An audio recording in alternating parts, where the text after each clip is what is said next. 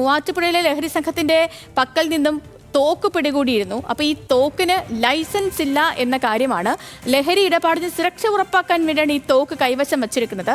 തോക്ക് ഫോറൻസിക് പരിശോധനയ്ക്ക് അയക്കും എന്നും വിവരങ്ങൾ വരുന്നു. സഹിൻ ആന്റണിയുണ്ട്. സഹിൻ, തോക്കിന് ലൈസൻസ് ഇല്ല എന്ന കാര്യത്തിൽ വ്യക്തത വരുന്നു. ഒപ്പം ഫോറൻസിക് പരിശോധനയ്ക്ക് അയക്കുകയാണ് തോക്ക്. വിവരങ്ങൾ.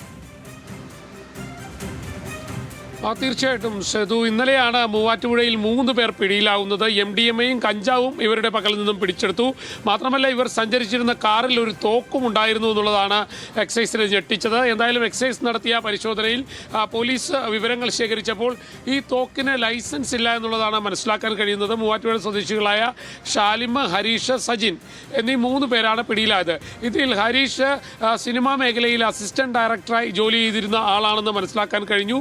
ഒപ്പം തന്നെ ഷാലിമ നിരവധി വിദ്യാർത്ഥികളുമായി ബന്ധം സ്ഥാപിക്കുകയും അവർക്ക് MDMA വിതരണം ചെയ്യുകയും ചെയ്യുന്ന വ്യക്തിയാണെന്നും എക്സൈസിന് മനസ്സിലായിട്ടുണ്ട്. സിനിമാ മേഖലകളിലേക്കും ഒപ്പം തന്നെ യുവാക്കൾക്ക്, കോളേജ് വിദ്യാർത്ഥികൾക്ക് പ്രത്യേകിച്ചും ലഹരി വിൽപ്പന നടത്തിയിരുന്ന സംഘങ്ങളാണ് ഇവർ എന്നുള്ളതാണ് ഇപ്പോൾ എക്സൈസിന് മനസ്സിലാക്കാൻ കഴിഞ്ഞിരിക്കുന്നത്. ഇവരിൽ നിന്നും ഒരു തോക്ക് പിടിച്ചെടുത്തിരുന്നു. ഈ തോക്ക് ലഹരി മരുന്ന് കൊണ്ടുപോകുമ്പോൾ ആരെങ്കിലും എതിർത്താൽ അവരെ കൈകാര്യം ചെയ്യുന്നതിന് വേണ്ടി പ്രതികൾ സൂക്ഷിച്ചിരുന്ന തോക്കാണെന്ന് മനസ്സിലാക്കാൻ കഴിയുന്നു.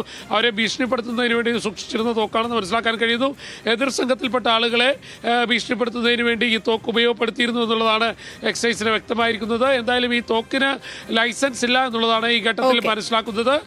ഈ കേസ് പോലീസിന് കൈമാറാനുള്ള ഒരു നീക്കവും ഉണ്ട്. സേതു, ശരി സഹിൻ, വ്യക്തമാണ്.